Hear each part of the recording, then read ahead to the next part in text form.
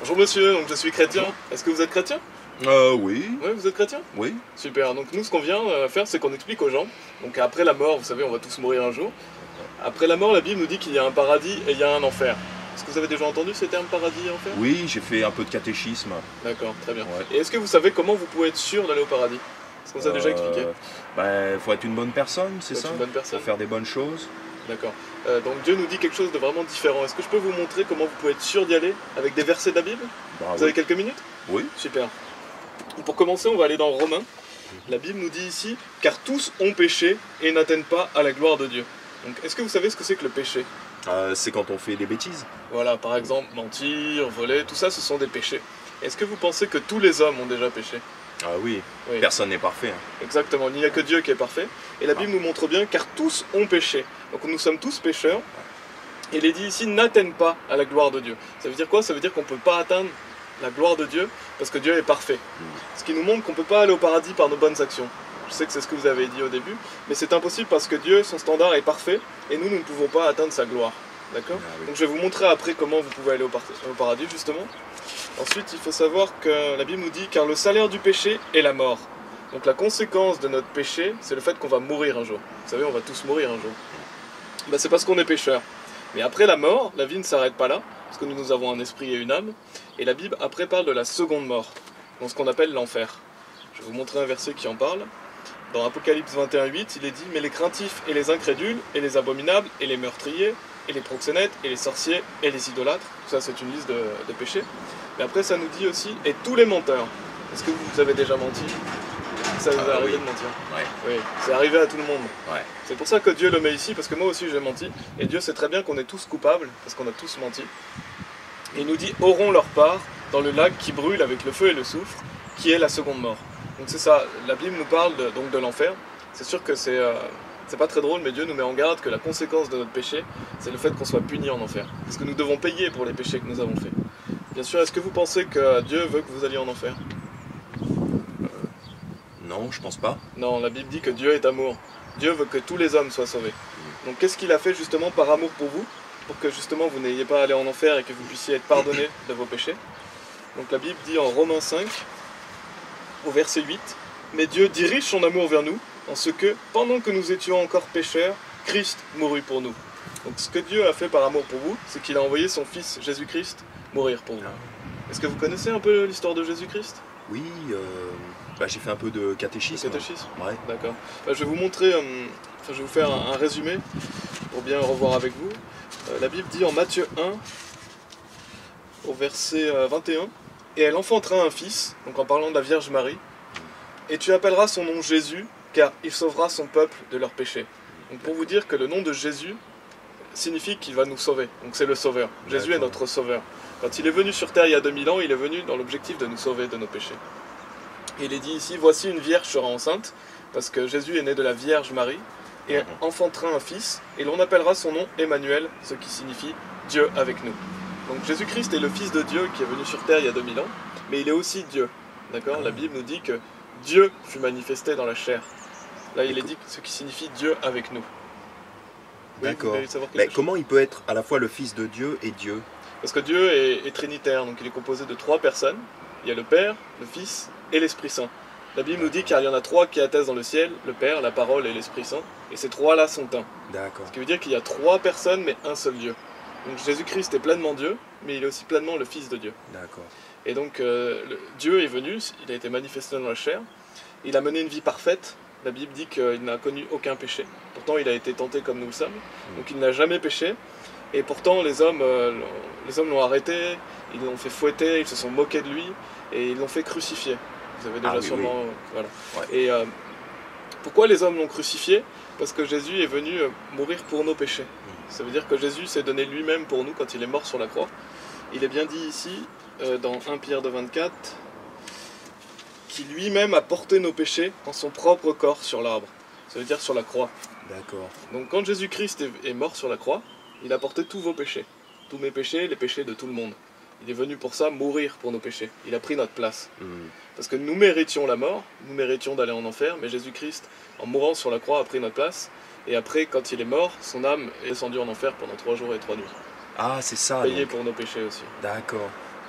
Et D'accord. pour vous montrer un autre verset sur le fait que Jésus-Christ est mort pour tout le monde, il est dit ici, et il est la propitiation pour nos péchés, et non seulement pour les nôtres, aussi pour les péchés du monde entier.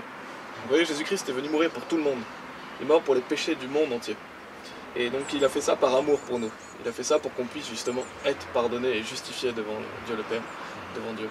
Et après, donc, comme je vous ai dit, il est mort, il a été enseveli, son âme est descendue 3 jours et 3 nuits en enfer. Et est-ce que vous savez ce qui est arrivé le 3e jour après?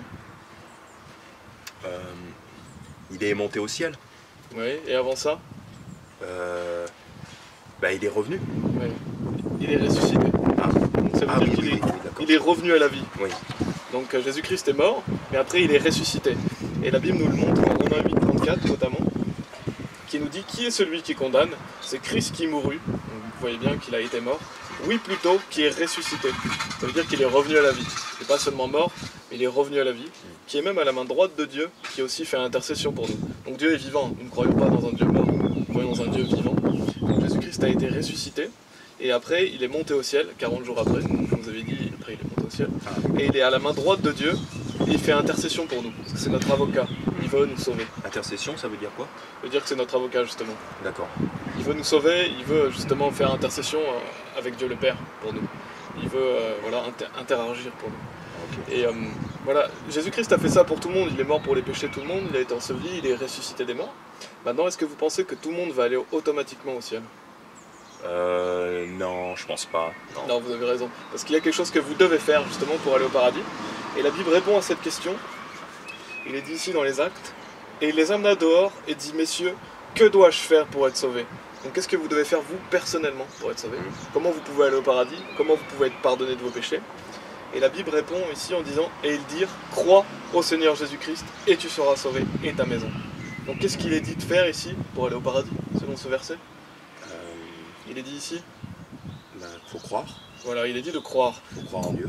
Croire au Seigneur Jésus-Christ. Donc il faut croire en Jésus-Christ pour être pardonné D'accord. de ses péchés. Ah oui, d'accord, oui. Et est-ce qu'il est dit ici d'être une bonne personne pour le paradis? Euh, Est-ce que vous voyez écrit, soyez une bonne personne et vous serez sauvé? non, Non, c'est dit il faut juste croire. voilà. Est-ce qu'il est dit aussi d'aller à l'église ou d'être baptisé? Non, mais moi, on m'a toujours dit qu'il fallait aller à l'église, qu'il fallait être baptisé. Ça, c'est une très bonne chose à faire, mais c'est pas ça qui vous permet d'aller au paradis. La Bible dit que c'est le fait de croire qui vous permet d'aller au paradis. Ce ne sont pas les bonnes actions. D'accord. Pas les œuvres, mais la foi qui vous sauve. Je vais vous montrer un verset après. Et c'est pas dit non plus de changer de vie. Vous n'avez pas à changer de vie pour être sauvé. Vous avez simplement à croire en le Seigneur Jésus-Christ. Et croire, ça veut dire avoir confiance en lui. Ça veut dire que vous avez confiance que ce qu'il a fait pour vous, c'est suffisant pour aller au paradis. D'accord. Et c'est ça qu'il attend de vous, que vous mettiez votre confiance en lui. Et pour vous montrer un verset qui montre bien que c'est pas par les œuvres, mais que par la foi, la Bible nous dit dans Éphésiens, car par grâce vous êtes sauvés, donc c'est la grâce de Dieu qui vous sauve, par le moyen de la foi c'est-à-dire croire, c'est-à-dire mettre votre confiance en Jésus-Christ, et cela pas de vous-même, c'est le don de Dieu, donc c'est un cadeau que Dieu veut vous faire, non des œuvres, afin qu'aucun homme ne se vante. Donc pourquoi ce n'est pas par les œuvres? Pour pas que c'est ce qui est écrit ici, Que je me vante. voilà. Dieu veut pas qu'on se vante, veut pas qu'on se glorifie, donc il ne nous sauve pas par nos bonnes actions, mais il nous sauve par sa grâce.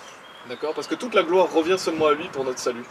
Et c'est très important parce que justement dans l'église catholique, on nous enseigne faussement qu'on doit être une bonne personne, qu'on doit pratiquer la religion, alors que la Bible est très claire, non, cela ne vous sauve pas, ce qui vous sauve c'est votre confiance en Jésus-Christ. Et on ne peut pas dire qu'on a confiance en Jésus-Christ, plus confiance dans nos propres actes. Toute la confiance doit être en lui. Vous devez simplement croire en lui pour votre paradis. Et il est bien dit dans Romains aussi, qui confirme cela, dans Romains 3, au verset 28, il nous dit « Par conséquent, nous concluons qu'un homme est justifié par la foi sans les actions de la loi. » Vous voyez que vous êtes justifié par la foi, c'est-à-dire en croyant au Seigneur Jésus-Christ, sans les actions de la loi, sans aucune bonne œuvre de votre part. C'est seulement l'œuvre de Jésus-Christ qui vous sauve, et le fait que vous mettiez votre foi en lui, vous fait que vous êtes pardonné de tous vos péchés, parce que la justice que Jésus-Christ a accomplie pour vous, elle est imputée sur vous après. Lui qui était parfait, Dieu vous voit parfait parce que vous avez cru en lui. Et ce cadeau, donc c'est un cadeau que Dieu va vous faire, le don de Dieu, ça s'appelle la vie éternelle. Et je vous donne un exemple, mais si je vous donne cette Bible, que je vous dis qu'elle est gratuite, est-ce que vous payez pour recevoir un cadeau gratuit? Est-ce que vous devez payer pour un cadeau gratuit? Ah non. Non, exactement. Et Dieu nous dit que ce cadeau donc s'appelle la vie éternelle, et il nous dit afin que quiconque croit en lui ne périsse pas, mais ait la vie éternelle. Donc ce que vous dit la Bible ici, c'est que si vous croyez en Jésus-Christ, vous ne périssez pas. À votre avis, où est-ce que vous n'irez pas après votre mort si vous ne périssez pas? Ne pas périr, c'est ne pas aller où à votre avis? En enfer? Voilà, exactement. Mais ait la vie éternelle, si vous avez la vie éternelle, où est-ce que vous allez après votre mort? Au paradis. Exactement. Donc ce que nous dit la Bible, c'est que si vous croyez en Jésus-Christ, vous ne pouvez plus aller en enfer, vous êtes pardonné de vos péchés, et vous irez au paradis, parce que vous avez la vie éternelle. Et éternel, vous savez ce que ça veut dire éternel? Ça veut dire pour toujours. Pour toujours, exactement. Donc si Dieu vous donne un cadeau pour toujours, il est éternel, d'accord? Il ne peut pas s'arrêter, et je veux dire, c'est pas un cadeau temporaire que Dieu vous fait, c'est éternel. Ce que je veux dire par là, c'est qu'une fois que vous avez reçu cette grâce, vous êtes sauvé pour toujours. D'accord? Parce que Dieu vous l'a donné pour toujours. Et il nous dit bien ici dans Jean 3,16, qui est le plus célèbre verset de la Bible, qui appuie encore ça, qui nous dit « Car Dieu aima tant le monde qu'il donna son seul Fils engendré, afin que quiconque croit en lui ne périsse, mais ait la vie sempiternelle. » Donc la vie éternelle. Pour vous remontrer encore une fois que c'est le fait de croire, et quand vous croyez, vous ne pouvez plus aller en enfer, vous avez la vie éternelle. Et Dieu n'est pas un menteur. S'il vous dit qu'il vous donne la vie éternelle, ce n'est pas une vie temporaire, c'est une vie pour toujours. Et il nous dit vraiment dans Tite 1,2, dans l'espérance de la vie éternelle, laquelle Dieu, qui ne peut mentir, a promis avant le commencement du monde. C'est une promesse que Dieu vous fait. Si vous faites une promesse, vous pouvez être sûr qu'il va l'accomplir. Et il y a un verset aussi qui nous dit dans Jean 1,12, nous dit « Mais à tous ceux qui l'ont reçu, à eux il a donné pouvoir de devenir les fils de Dieu, c'est-à-dire à ceux qui croient en son nom. » Donc comment vous devenez un enfant de Dieu? C'est ce qui est écrit ici. Ceux qui croient. Voilà. Il faut croire. Voilà. Toujours le fait de croire. Qu'est-ce qui fait que vous êtes pardonné de vos péchés? Qu'est-ce qui fait que vous pouvez aller au paradis? Qu'est-ce qui fait que vous devenez un enfant de Dieu? C'est le fait de croire. Ah, oui, c'est votre foi. Ouais. Et donc Dieu dit que vous devenez son enfant, c'est-à-dire que vous ne l'étiez pas avant. Vous le devenez le jour où vous croyez en lui. Et combien de fois vous êtes né sur cette terre? Une fois. Une fois. Donc à votre avis, combien de fois il faut que vous soyez né de nouveau? Combien de fois vous devez naître pour devenir un enfant de Dieu? 2 fois. Une deuxième fois, mais c'est qu'une seule fois. Ah oui, oui. C'est la deuxième fois, mais c'est qu'une seule fois. Ce qui veut dire que c'est un événement. Le jour où vous êtes devenu un enfant de Dieu, vous l'êtes pour toujours. Parce que vous appartenez à sa famille et parce que vous lui appartenez. D'accord. Et il le dit bien ici, lesquels sont nés non du sang, ni de la volonté de la chair, ni de la volonté de l'homme, ni de la volonté de l'homme, mais de Dieu. Donc vous êtes nés de nouveau, vous êtes nés de Dieu. Ah oui. Et si Dieu est votre père, est-ce que vous pouvez arrêter d'être son enfant à votre avis? Quand on a un père, est-ce qu'on peut arrêter d'être son enfant? Moi, par exemple, si je veux quitter, si je quitte ma famille, si je veux plus les voir, je peux quitter ma famille. Mais est-ce que vous... Je peux quitter mon père. D'accord, vous pouvez quitter votre famille, mais est-ce qu'il arrête d'être votre père pour autant? Est-ce que votre père peut arrêter d'être votre père? Est-ce que vous appartenez pas génétiquement à sa famille? Ah oui, oui, c'est vrai. Ouais. Donc c'est la même chose avec Dieu. C'est vrai, Dieu. c'est toujours mon père dans le fond. Voilà, exactement. Ouais. Donc si vous appartenez à la famille de Dieu, si vous êtes son enfant, vous l'êtes pour toujours. D'accord. Même si vous vous éloignez de lui, il reste votre père. C'est ça. Et c'est ce que dit ce verset. Ouais. Et quand vous devenez son enfant, donc ce que Dieu peut faire, c'est que si vous commettez de graves péchés, ou si vous déviez de la voie que Dieu veut que vous ayez, en tant que chrétien, Dieu peut vous punir, il va vous châtier, c'est ce que dit la Bible. Parce qu'il veut que vous marchiez dans le droit chemin, il vous aime et il veut vous ramener sur le droit chemin. Donc si vous commettez du péché, Dieu va vous punir. Et si vous faites des bonnes actions, Dieu va vous bénir. Mais vous savez où vous allez passer l'éternité, quoi qu'il arrive. Parce que le jour où vous avez mis votre confiance en Jésus-Christ, vous êtes sauvés pour toujours. La Bible dit « Et de leurs péchés et iniquités, je ne me souviendrai plus ». C'est-à-dire que Dieu a oublié toutes vos mauvaises actions, passées, présentes, mais aussi futures. Le jour où vous avez cru en lui, vous êtes sauvés pour l'éternité. Et donc c'est une bonne nouvelle, parce que Dieu vous sauve pour toujours. Et il dit dans Jean aussi, pour bien vous montrer que c'est pour toujours, un verset, donc c'est Jésus-Christ qui parle et qui nous dit « Et je leur donne la vie éternelle », donc en parlant des personnes qui croient en lui, il leur donne la vie éternelle, et ils ne périront jamais, et aucun homme ne les ravira de ma main. Ce qui veut dire que quand vous avez cru en Jésus-Christ, Dieu vous donne la vie éternelle, vous ne périrez jamais, ça veut dire que vous n'irez jamais où, à votre avis? En enfer. Voilà. Et aucun homme ne les ravira de ma main, donc vous êtes dans la main de Dieu. Et qui est le plus fort? C'est Dieu ou c'est vous à votre avis? C'est Dieu. C'est Dieu. Ouais. Donc Dieu vous dit qu'il vous tient dans sa main, vous ne pouvez pas lâcher cette main, et lui ne va jamais lâcher votre main, parce qu'il le dit qu'aucun homme ravira de ma main. Et il vous dit qu'il vous a donné la vie éternelle et que vous ne périrez jamais. D'accord. Et d'ailleurs un autre verset nous dit « Jamais je ne te laisserai, ni ne t'abandonnerai », et que Jésus-Christ est le même hier et aujourd'hui et pour toujours, qu'il est fidèle. Ah oui. Donc c'est pas votre fidélité qui vous sauve, c'est la fidélité de Dieu envers vous. la fidélité que Dieu vous promet que si vous avez cru en lui, bah, vous irez au paradis à votre mort. Et c'est sur ça qu'on se base, c'est sur le fait que Dieu nous a promis cela et qu'on a mis notre confiance en lui. D'accord? Ouais. Bah, je vais vous poser quelques questions pour voir si vous avez bien compris. Est-ce que vous reconnaissez que vous avez déjà péché dans votre vie? Ouais. Et est-ce que vous croyez que Jésus-Christ est mort sur la croix pour vos péchés? Il est mort pour vous. Vous y croyez? Bah, je suis pas sûr, j'avais vu ça au catéchisme, je suis pas sûr à 100% quand même. Bah, je vais vous montrer un autre verset à ce sujet, pour bien vous montrer qu'il est mort pour vos péchés. Dans 1 Corinthiens 15, il est dit: car je vous ai transmis avant tout cela, ce que j'ai aussi reçu, comment Christ mourut pour nos péchés, selon les Écritures. Vous voyez, les Écritures attestent qu'il est mort pour vos péchés, Ouais. et qu'il a été enterré, et qu'il est ressuscité le 3e jour, selon les Écritures. Donc Dieu vous promet que selon sa parole, Jésus est mort pour vos péchés. Il a payé votre dette. Vous avez seulement à y croire pour que justement justice soit imputée sur vous et pour que vous soyez pardonné. Christ mourut pour nos péchés, selon les Écritures. Ouais. Vous avez confiance que Jésus-Christ est mort pour vos péchés? Bah ouais, c'est ce que dit la Bible. Très bien. Et est-ce que vous croyez qu'il est ressuscité des morts aussi? C'est très important. C'est ce que dit la Bible. Exactement. J'y crois. Et d'après ce qu'on a vu dans la Bible, qu'est-ce qu'il faut que vous fassiez? Que devez-vous faire pour aller au paradis? Croire en Dieu. Et qui spécifiquement? Jésus-Christ. Voilà, croire en Jésus-Christ. Croire en Jésus-Christ. Parce que croire en Dieu, nous croyons que Jésus-Christ est Dieu. Nous Ah, croyons oui. dans le Dieu de la Bible, pas dans le Dieu du Coran, pas dans le Dieu d'une autre religion, mais dans le Dieu de la Bible. C'est le Dieu de la Bible qui vous sauve, c'est le fait que Jésus-Christ est manifesté dans la Croire chair. en Jésus-Christ. Parce que Jésus a dit: je suis le chemin, la vérité et la vie. Aucun homme ne vient au Père que par moi. Donc vous ne pouvez pas aller au paradis sans Jésus-Christ. C'est en Jésus-Christ que vous pouvez avoir confiance. Et si vous avez confiance en Jésus-Christ, vous avez confiance en Dieu. Et est-ce qu'il faut rajouter quelque chose d'autre que croire, ou croire suffit pour aller au paradis? Croire suffit. Exactement, amen. Parce que c'est pas par les bonnes actions, c'est que croire. Ouais, et qu'est-ce que Dieu vous pardonne si vous croyez en son Fils? Mes péchés. Tous vos péchés. Ouais. Et qu'est-ce qu'il vous donne? La vie. Oui, la vie éternelle. Ouais, la vie éternelle. Ouais. Donc c'est la vie pour toujours. Et est-ce que si vous commettez un grave péché, par exemple, admettons que vous allez tuer quelqu'un, vous commettez un grave péché, est-ce que vous pensez que Dieu peut vous retirer la vie éternelle? Non. Non, il peut pas. Parce que je suis son enfant. Voilà, exactement. Ouais. Et comme je l'ai dit, il va vous punir si vous faites des mauvaises actions. D'accord. Mais il vous a déjà pardonné Ouais. d'avance tout ce que vous allez faire dans Ça le fait futur du aussi. sens. Ouais, ça a fait du sens. Parce que vous êtes sauvé, vous êtes son enfant. Et bien sûr que Dieu veut que vous pratiquiez les bonnes œuvres une fois que vous êtes sauvé, mais pour être sauvé, vous savez que vous êtes sauvé pour toujours parce que vous avez eu confiance en lui. Le jour où vous avez cru en lui, vous êtes sauvé. C'est quelque chose qui a lieu une fois dans votre vie. Et il y a un verset qui nous dit dans Romains 10, la Bible nous dit: si tu confesses de ta bouche le Seigneur Jésus, et si tu crois dans ton cœur que Dieu l'a ressuscité des morts, tu seras sauvé. Donc aujourd'hui, si vous voulez bien, je vais vous aider à mettre votre confiance en lui. Et si vous mettez votre confiance en lui, vous savez que Dieu vous a sauvé parce que vous avez cru en son nom. Vous voulez bien faire ça? Ouais. Donc baissons la tête et prions ensemble si vous voulez bien. Seigneur Jésus-Christ, Seigneur Jésus-Christ, je sais que je suis un pécheur, je sais que je suis un pécheur, je sais que je mérite d'aller en enfer, je sais que je mérite d'aller en enfer, mais je crois que tu es mort sur la croix pour moi, mais je crois que tu es mort sur la croix pour moi, et que tu es ressuscité. et que tu es ressuscité. Merci de m'avoir sauvé, Merci de m'avoir sauvé, et de m'avoir donné la vie éternelle. et de m'avoir donné la vie éternelle. Par la foi, Par la foi, j'ai confiance en toi seul, Seigneur Jésus. j'ai confiance en toi seul, Seigneur Jésus. Amen. Amen. Amen. Vous avez cru dans votre cœur? Oui, Amen. oui, amen. Donc Dieu vous a sauvé. Gloire à Dieu. Gloire à Dieu. Vous savez que maintenant vous allez aller au paradis. Ouais. Est-ce que vous pouvez aller encore en enfer à votre avis? Non. Non, exactement, parce que Dieu est fidèle et que Dieu vous garde. Et donc là, vous êtes sûr d'aller au paradis.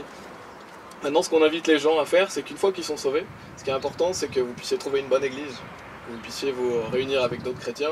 Et Dieu nous dit aussi que la prochaine étape à faire, c'est aussi de se faire baptiser. Je ne sais pas si vous avez peut-être été baptisé chez les J'ai catholiques. déjà été baptisé, oui, quand Voilà. j'étais enfant. Mais est-ce que vous aviez cru à cet évangile comme vous avez cru aujourd'hui? Ben, je croyais déjà en Jésus. Et est-ce que vous aviez mis toute votre confiance en lui pour aller au paradis? Parce qu'au début, vous m'aviez dit que c'était les bonnes œuvres qui vous permettaient le paradis. Ah oui. Donc vous avez changé par rapport au début. Ah oui, c'est vrai. C'est vrai. Avant, je croyais que c'était mes bonnes actions. Oui, vous avez raison, j'ai changé. Exactement, donc là vous êtes passé Avant, je justement, croyais que c'était mes bonnes actions. Maintenant, j'ai confiance en Jésus. Ouais. et c'est votre confiance en Jésus-Christ maintenant qui vous permet justement de mener une vie de chrétien. Parce que maintenant que vous êtes né de nouveau, Dieu veut que vous puissiez avoir une vie nouvelle. Enfin, vous êtes une nouvelle créature. Il veut que vous puissiez marcher avec lui, donc le baptême est très important. Ça n'a rien à voir avec votre salut, vous pouvez passer toute votre vie à ne jamais être baptisé, vous allez aller au paradis. Mais le fait de se faire baptiser montre que vous avez envie de suivre Jésus-Christ et de vivre pour lui. Et le baptême se fait par immersion. Donc vous avez peut-être mis des petites gouttes d'eau sur Ah le oui, fond, oui, mais c'est sûr. ça n'a aucune valeur. Ouais. Parce que Dieu Ah, nous dit d'accord. qu'on doit être baptisé par immersion. D'accord. Donc je vous invite vraiment à vous faire baptiser, à aller à l'église et de lire la Bible aussi, parce que c'est en lisant la Bible que vous allez grandir dans la parole. je vous invite vraiment à faire ça, et puis au plaisir de vous revoir. Merci. Soyez bénis. Merci. Je serai dimanche à l'église. Amen.